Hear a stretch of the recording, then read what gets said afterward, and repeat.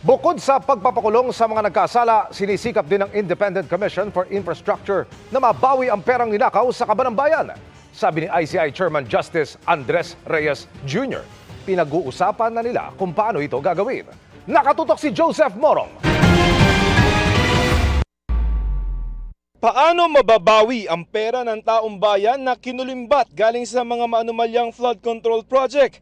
Yan ang pinag-usapan ng Independent Commission for Infrastructure o ICI at mga ahensya ng gobyerno kabilang ang Anti-Money Laundering Council, Bureau of Internal Revenue, Commission on Audit at iba pa. Para kay ICI Chairman Justice Andres Reyes, galit na ang taong bayan.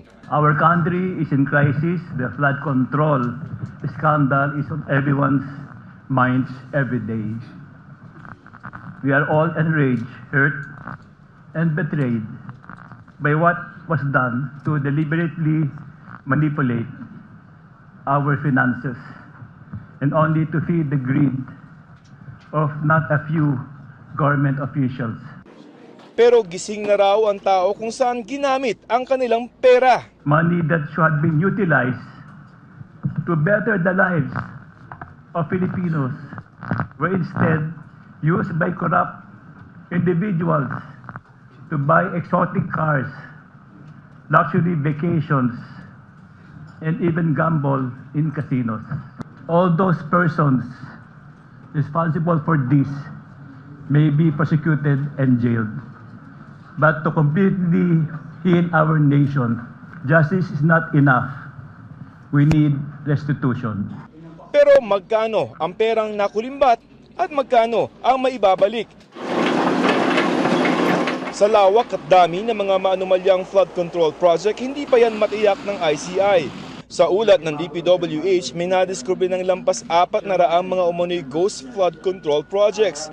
Sa isang buwan na hearing ng ICI, ang naiimbestigahan pa lamang ay mga proyekto sa Bulacan at sa Oriental Mindoro. Pero sa ngayon, na-freeze na ng AMLC ang sobra sa 5 billion pesos na bank accounts at ari-arian. At ang 5 bilyong pisong halaga ng mga eroplano at helicopter ni dating Representative Saldi Co.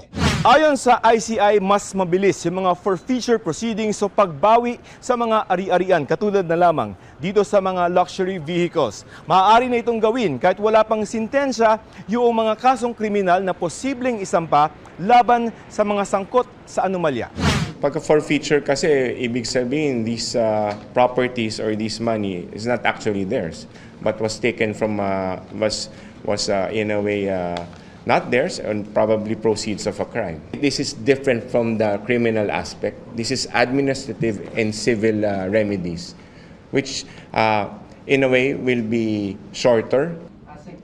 Sabi ng ICI, ipapa-auction na ng Bureau of Customs ang kinumpiskang 13 mga luxury vehicle na mag-asawang diskaya. Ayon kay Customs Commissioner Ariel Nepomuceno, sa Nobyembre nila pwedeng i-auction ang mga sasakyan at maaaring makakolekta ang gobyerno ng 200 hanggang 220 million pesos. May mga kulang daw sa kanilang mga papeles, which now gives them gives them the right for them to auction this off.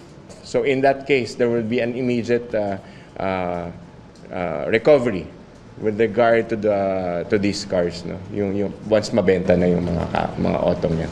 Sinabi na rin dati ng ICI na ipapa-auction din ang 2 luxury vehicle na isinuko ni dating Bulacan Assistant District Engineer Bryce Hernandez na nagkakahalaga ng 12 million at 34 million pesos. Pero iniimbestigahan pa ang mga papeles ng mga ito.